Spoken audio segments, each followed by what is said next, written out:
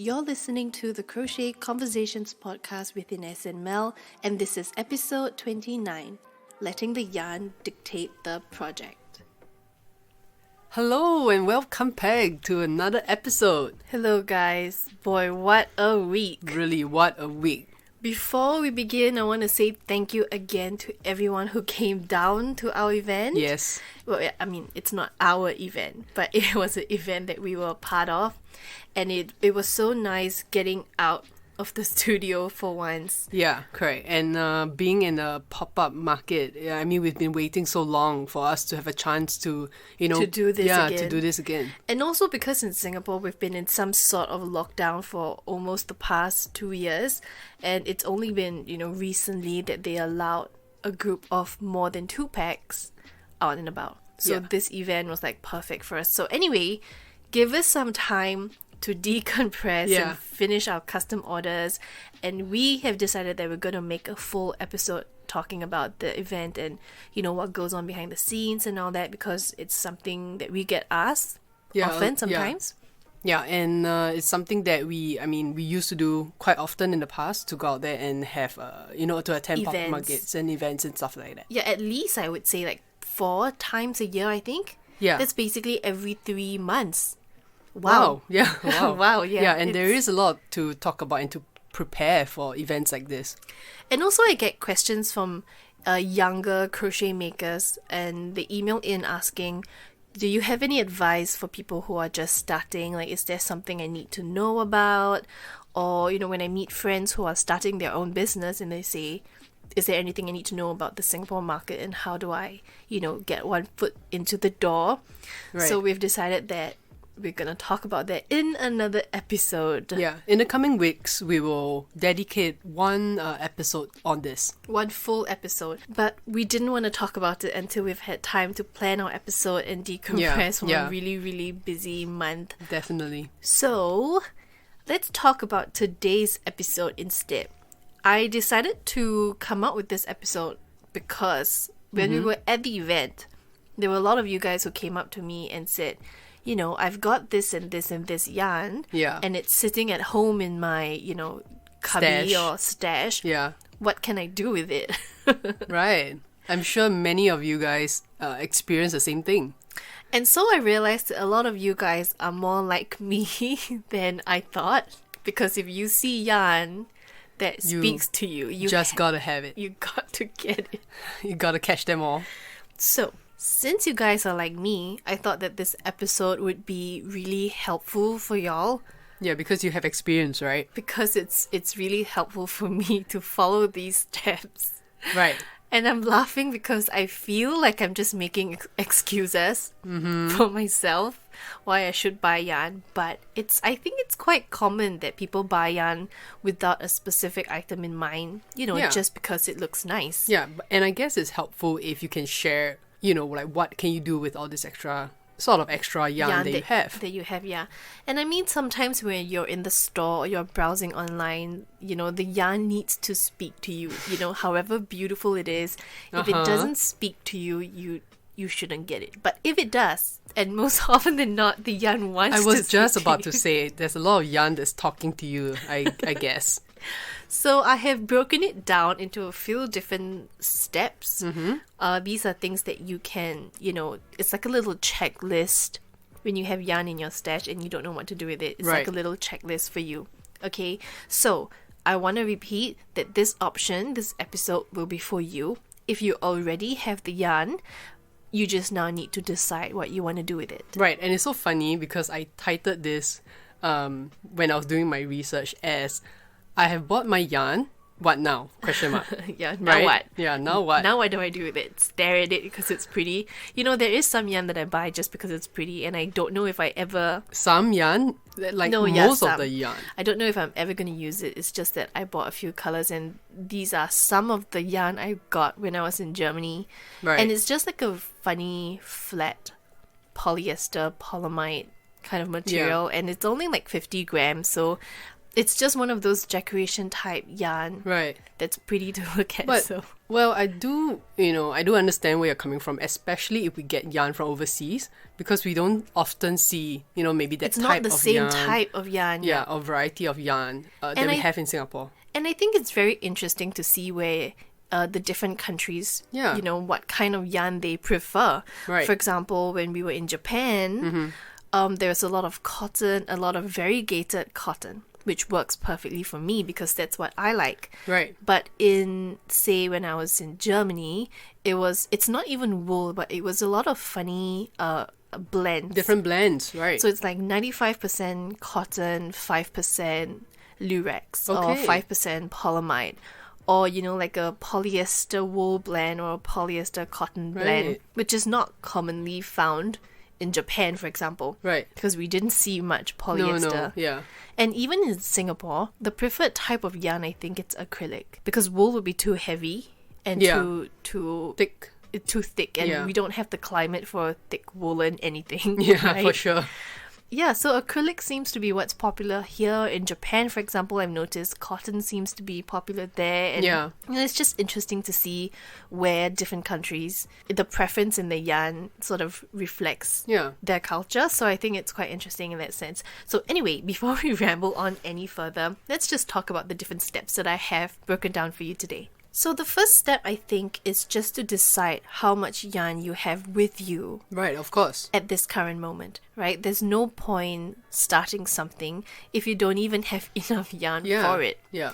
And I think that there's this common thinking that you can just start the project with whatever yarn you have, and if it runs out, just go back to the store and get some more. Okay, right. But I think given the current climate with COVID and all the supply lines and supply chains being disrupted, you can't always guarantee that you get that same yarn again. Yeah, that is an issue. And beyond that, what if your dye lot number doesn't match? And I talked about this in a previous episode about how it's so important to have your dye lot and batch numbers match up. Yeah, correct. So if you don't even have that, then I don't think you should start a project. Yeah. If you want to know, based on how much yarn you have, what kind of projects you can do, I have a quick questions episode. I think it's one of our earlier episodes where I broke down all the different quantities of yarn. So from like 100 grams and all the things you can create with 100 grams of yarn. Right. And then 200 grams and then 300 and then 400, 500, 600, I think. Yeah. So I've broken it down into all these different categories for you in a different episode, one of the earlier episodes. So you can refer to that to decide how much yarn you have and what sort of projects You can embark on, are available to you with the limitation of the yarn that you have. Yeah, I guess you don't want to take the risk of starting a project and end up, doing it halfway and, not having enough of the same kind of material to continue. Yeah, and you don't want to play yarn chicken. No, yarn chicken with it.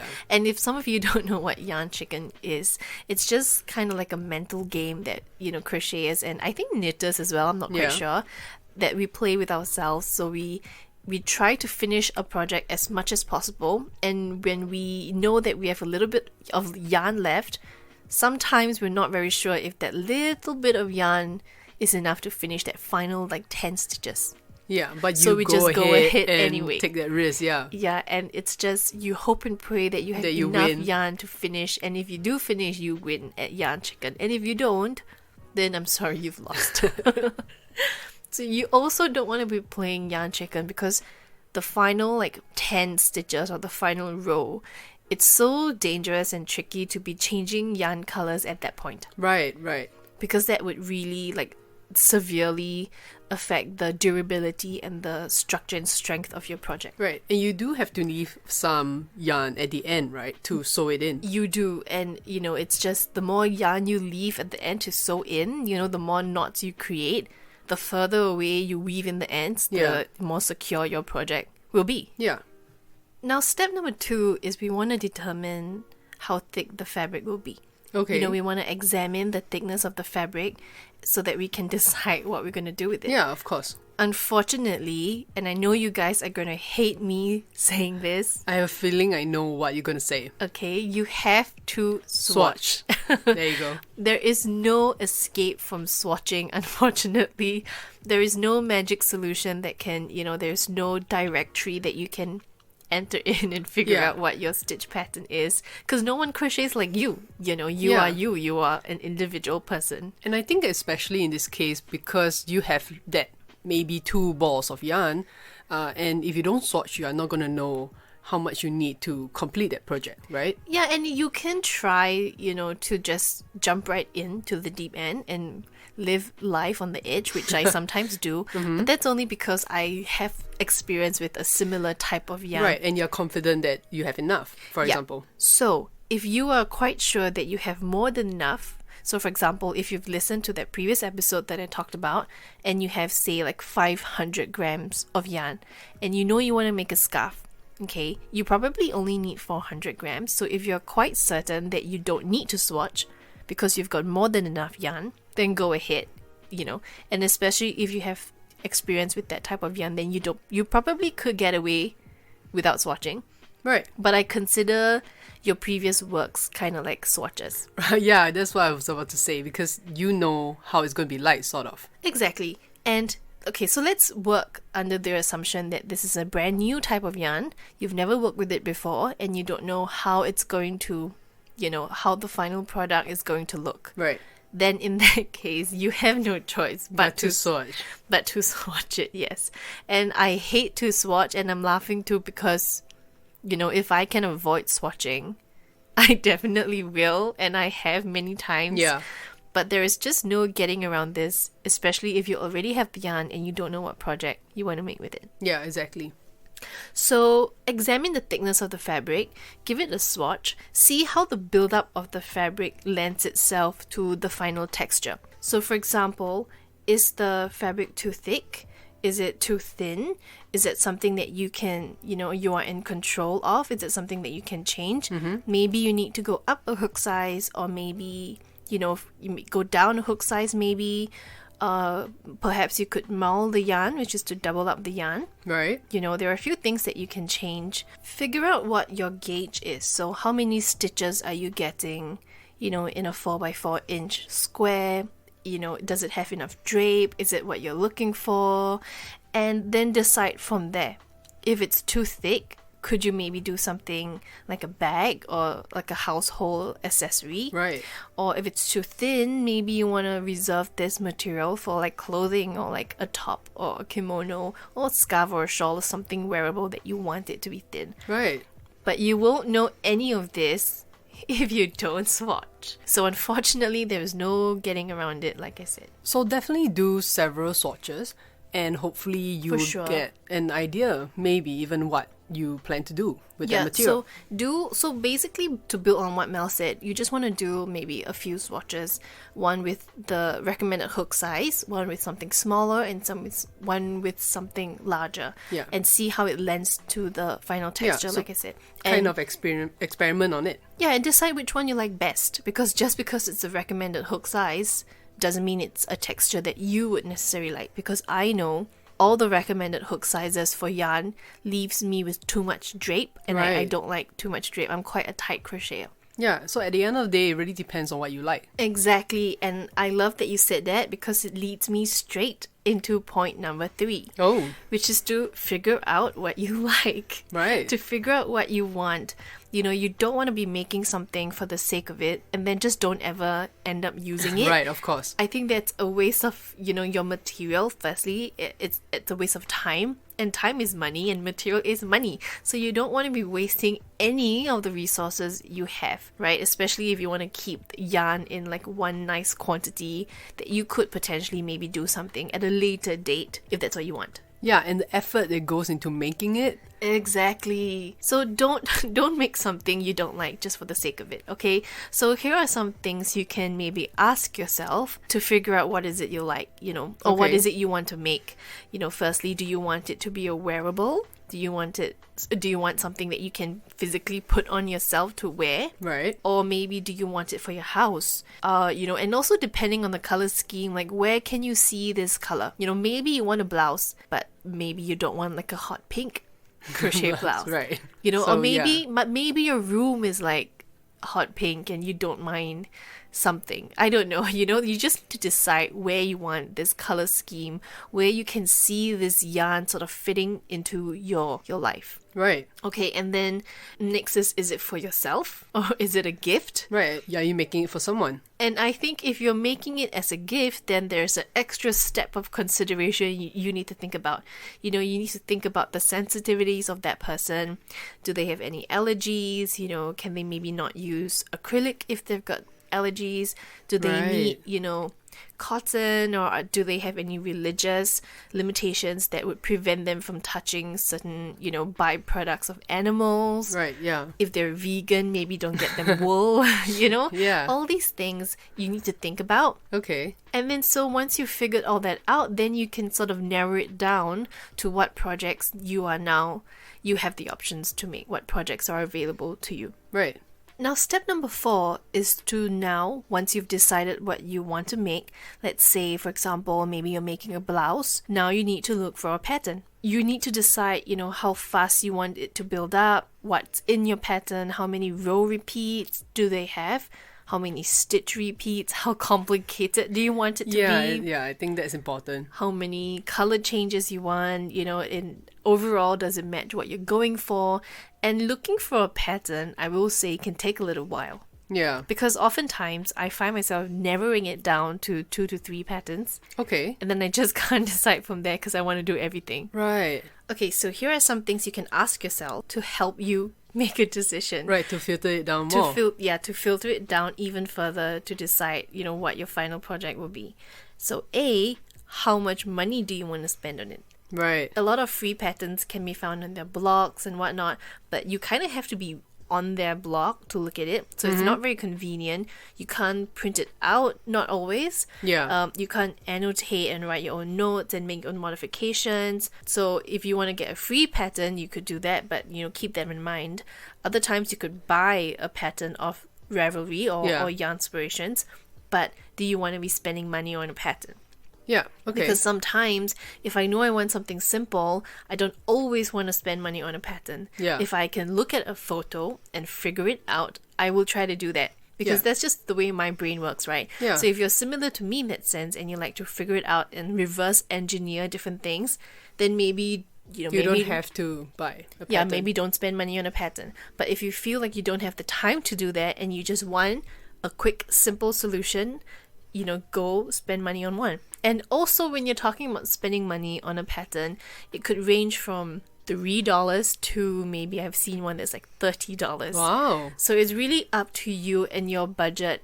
Keep in mind that the pattern is just a pattern. You have to get the yarn later on, and all that adds up to cost. For paid patterns, do you actually know what you're getting? Not always. Really, the only thing you're going off is what the final product looks like based on the photo that you are clicking into. Wow. You probably could see like an overview of what material they used, but you probably won't know how much yarn they use or what hook size or what the gauge is. All these things are research that the crochet artists have put into and done, and that's why it's a paid pattern. Right, okay, I see what you mean. So sometimes it could be like a leap of faith, like blind faith, just buy a pattern because of the way it looks and you don't really know how, whether it's a beginner level or intermediate level. Most good patterns would state, I think, whether it's like a beginner, intermediate, or like before you buy it. Yeah, or like an adventurous beginner. Right. Or that's like why they call it adventurous beginner.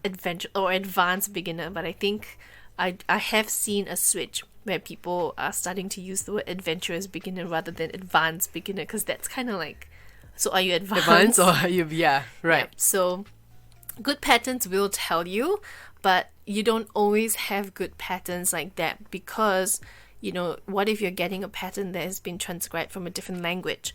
And then there are certain things that could be lost in translation, or sometimes you get a diagram and not written pattern. Right. So that's also, things you need to consider when you're deciding on a pattern. But ultimately, if you choose based on the photo, a good crochet artist would have put in the effort to take good product photos, close-ups, and from different angles, and that should be more than enough for you to decide. Anything else you've got to expect comes with the pattern. Right. There are incidents, like for me, for example, I have encountered some patterns that I've paid money for, like I've actually liked the pattern enough to buy it, or I can't say pattern, so I've liked the look of the final product enough to want to buy a pattern. And then once I receive the pattern, I've decided that there are certain stitches or there's a certain way that the artist has decided to word their pattern that I just can't seem to understand. Oh, you can't figure out what the pattern is? I can't figure out what they're saying. I can't grasp what they're trying to explain to me. Maybe they're using very convoluted terms and Right. It's too much words to describe one small simple thing. Yeah. And there are, in those cases, what is it I can do about it? I can't do anything because now that I've bought the pattern, You have that file already. yeah, I read it. I have that file. I can't ask for a refund. So sometimes you need to, keep in mind that this is a risk that comes with patterns. Right. But with that out of the way, now that you have your pattern, how much time do you need? Are you trying to meet a deadline? Is it a big project? If you have a very short window of time where you need to make this, maybe don't start it. Yeah. Once you've done one or two swatches, say you've bought a pattern, you've done up a swatch and you've decided it takes way too long. Too long, right. Because on top of your swatch gauge, on top of measuring your, how much stitches and how many rows, you also want to time yourself. So how long does it take you to make that swatch? Right. So then multiply that time with however many your square area of whatever you're doing. Yeah. And that will give you a good gauge of how much time you need to make a project. Yeah, that makes sense. And if you don't have enough time, say if you're rushing it for Christmas, maybe don't start on like a shawl or a crochet dress or, something. Maybe do something smaller. Right. Something easy to manage, something that you can churn out within a day, And all these things play a part in helping you decide whether you want to go ahead with that project or not. Yeah. And if you decide no, then just stash the pattern for another time. It's no harm just collecting patterns. Oh no, I just started another. So yes, I collect patterns and I collect yarn. Yeah. So that's that. The last point is decide how it wears over time. So create a swatch, cut and keep that swatch and keep it and use it over time. Okay. Especially if you're gifting it, you want to know how does it wash? How does it dry? How does it keep its shape? Does it need to be blocked? Is there anything that, the person receiving it needs to know? Maybe it can only be dry clean. Maybe it shrinks with the wash. That's important. Yeah, and you need to keep all this in mind. And it's no point giving someone a gift if it's gonna get them more, gonna give them more trouble. It's like a gift that keeps on gifting, right? And you don't want to do that. You want to give them something that they can just enjoy and not have to think and stress too much about it. Yeah. Because, we've all been on the receiving ends of gifts that just cause more trouble than what it's worth, right? Right. So we want to avoid that. Unless, say, you're making it for yourself, then if you feel that it's worth putting in all the effort. So, for example, if it's like bamboo cotton, you want to treat it like a delicate. When you want to wash it, like a delicate Where? Yeah. You don't want to just chuck it into the laundry and let it spin, for half an hour. No, for sure not. Yeah. So is it worth all that? If it's bamboo cotton or like silk, for example, you have to hand wash silk. Is it worth the trouble of you hand washing silk? Because when you crochet something, the end result is that you're getting a piece of fabric. You have to stop thinking of the final work as, it's just crochet. It's not. You actually create a fabric using one long thread. Right. It's just that this thread is a little bit thicker and you're not weaving it, you're just crocheting it instead. Right? So if you're not sure how to care for it, think about how you would care for your regular clothes, like fashion clothes. Yeah. You'd never want to dry wool, like put wool in the dryer because it will shrink. Correct. Right? Or cotton, for example, shrinks on its first wash, or silk has to be hand washed, and bamboo, and different things like this, needs to be treated like a delicate, and all these things you need to keep in mind. So is it worth the trouble? If you feel that it is, then go ahead and start your project. Right. And if it's not, then maybe you want to go back to the drawing block and decide again. Let's put this yarn aside, and then we go back to step 1. How much yarn do I have in this other yarn? Right. Can I swatch it? Is it worth it? How much money do I want to spend on it? How much time do I have? You know, does it wear? Am I going to gift it? You know, what am I going to do with it?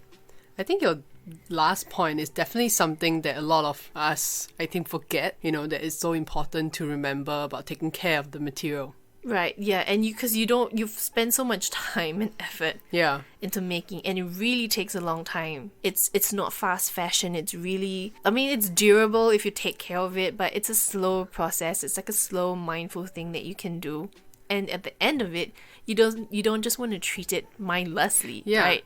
Yeah, I think it goes back to the first point, like, why do I have this yarn? Because it looks good, it feels nice, I'm just getting it without really having, you know, anything in mind. Yeah, and you're saving it for a special project, so Yeah. let's not waste that yarn, you know, really think about it. And if you've gone through all these steps and you've decided that it's inconclusive, I don't know what I'm going to do, then maybe it's just not your time to work with this particular yarn. Yeah. You know, Makes sense, maybe yeah. maybe this yarn is, you know, bamboo cotton, which splits very easily. Yeah. Or like rayon, which has a shine and it's not easy to work with. You know, maybe you want to wait until you're a little bit more confident with your skill level. Right. Then, you know, pick it up and try it again. There's no harm just frogging it and starting over again and Yeah. just re-skying it and stashing it. It's a stash, you know. keep it safe and keep it with you until you know what you want to do with it. Yeah, and as long as you know how to store your yarn properly, I think that's okay, right? Should we make an episode about that? That just gave me an idea. How to store your yarn, because I do see yarn like being kept improperly, and that really is a pet peeve of mine. Yeah, we do have an episode on how we organize our yarn, right? Do we? I don't Yeah, know. I think we have one, Yeah, I yeah. think we do. But I don't know whether we talked about storing. But Well- anyway, you guys will go listen and find out for Yeah. us. Well, I have a question, okay? So, if I found a pattern that I really like, but my yarn just doesn't work with it, Okay. should I attempt to modify the pattern in order to use my yarn? Well, what's wrong with the yarn?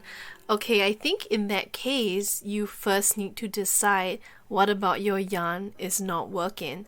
And I think there are only really a few, you know, off the top of my head, there are only a few things. It could either be the yarn weight is not correct.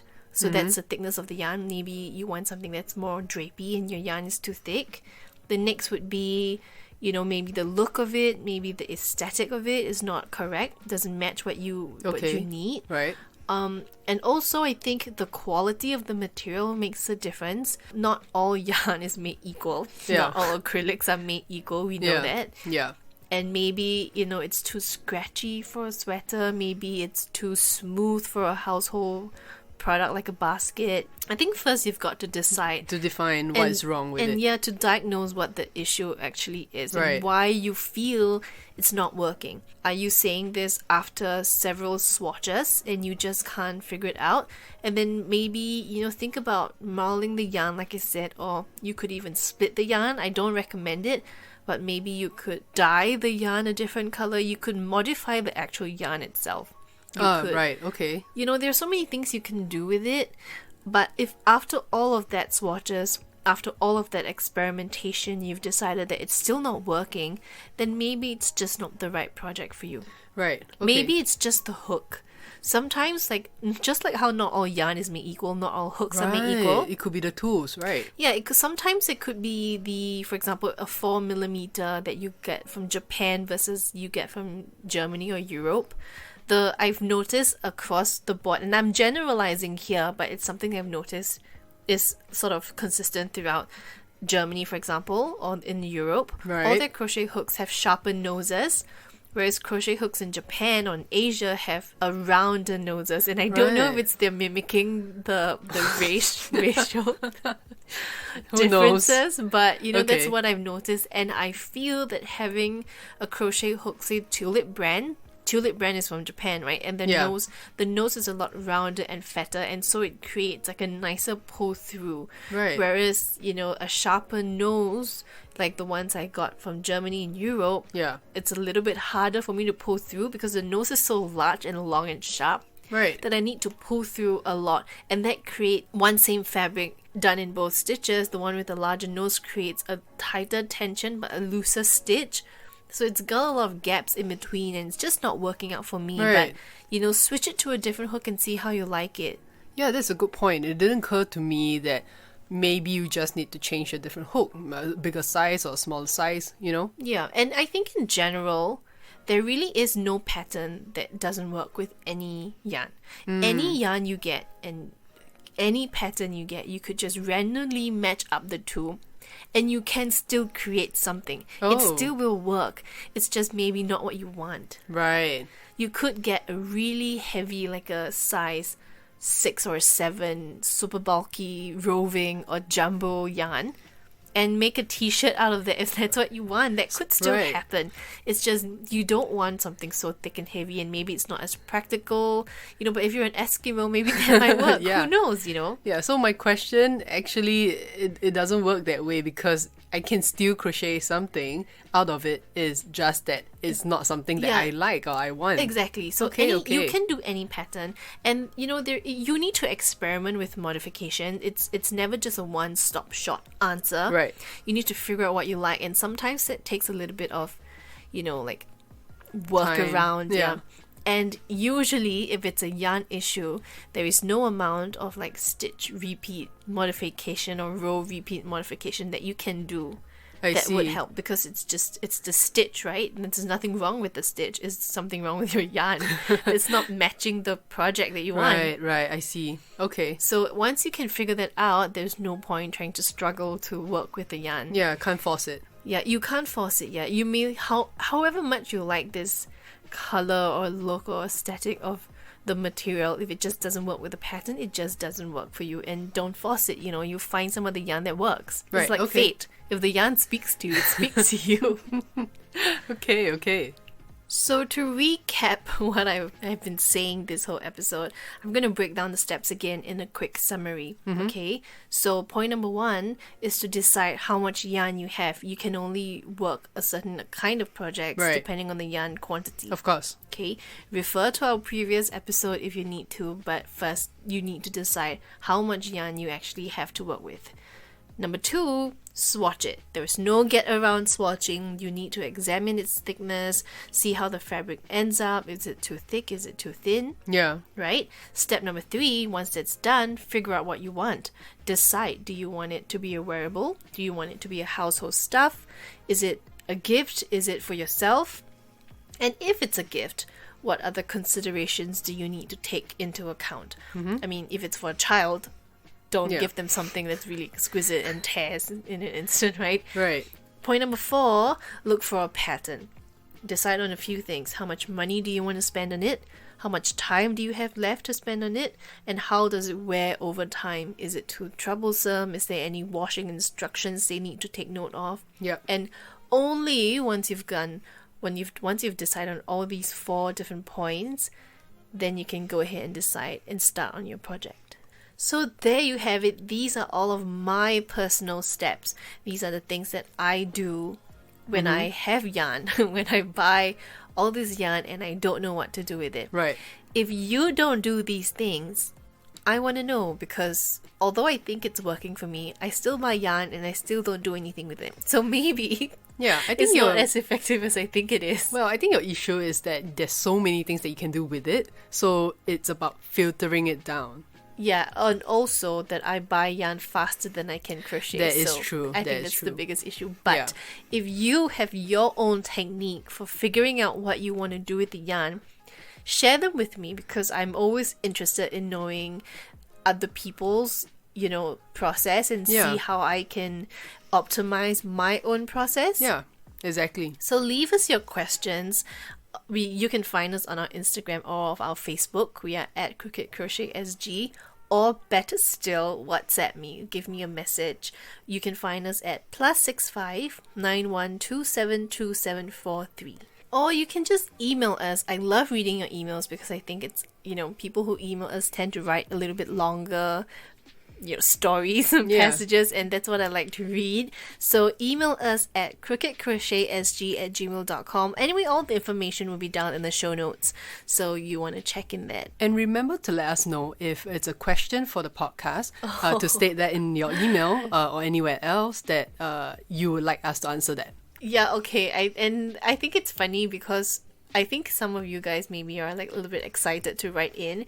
So the messages sometimes don't even have a hi, I'm this, and it just goes right into the heart of it. And I'm Yeah. not sure if you're asking me to clarify that for you personally, or if you're giving me ideas for the podcast. Right. So I'm a little bit stumped as to what I should do. So let me know if it's for the podcast and if it's okay for me to mention your name, because sometimes it's not, and I want to know that I have your consent to use To your share name that, yeah. in the episode. So thank you again to everyone that came down to our event last week. I think it was really, I say it's a success after 2 years of being cooped up in our houses. I think it was really nice being able to see all your faces again. Yeah. And we went on IG Live, so some of you joined the IG Live. I think that was quite cool.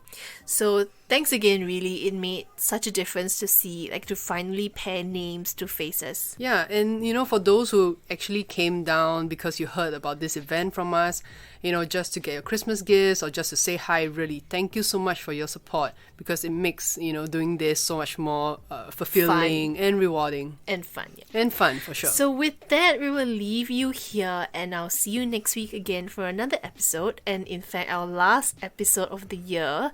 But we'll get into that in the next episode. So stay tuned. See you next Sunday, 12 noon. Bye, guys. Bye.